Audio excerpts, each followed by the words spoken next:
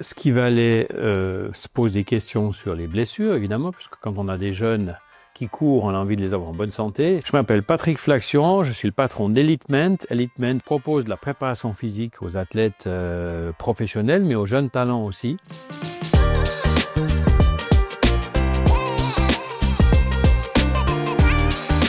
Et puis avec quelques blessures récurrentes du dos, notamment cette année, la question était de dire, mais en fait, est-ce qu'il y a une raison à cela? Et donc, je me suis penché un peu sur la question en faisant une analyse notamment des charges, mais également des vibrations et des impacts que ça peut avoir sur le système musculo-squelettique.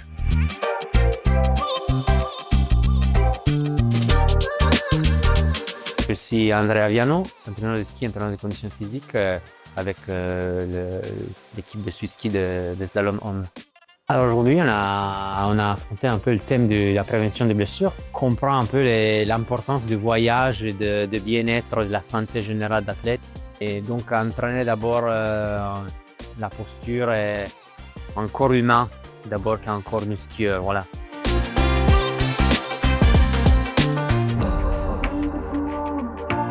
En fait, quand on entraîne, quand on planifie, le souci de chacun des entraîneurs est de faire le mieux possible. Parfois, c'est difficile de lever le pied quand on sent qu'on est proche du but ou de faire un petit pas en arrière ou prendre un pas de recul sur une planification ou bien une quantité d'entraînement ou une manière d'entraîner.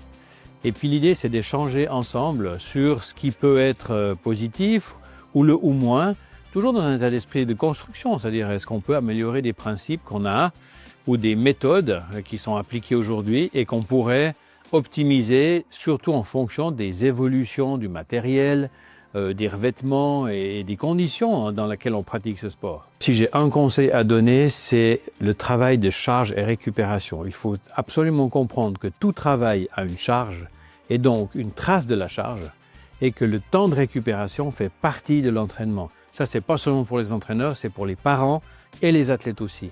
Récupérer ne veut pas dire rien faire, mais ça veut dire gérer l'intensité et la quantité pour qu'au final, on puisse faire une saison complète sans être au bout du rouleau ou se blesser parce qu'on a dépassé la limite.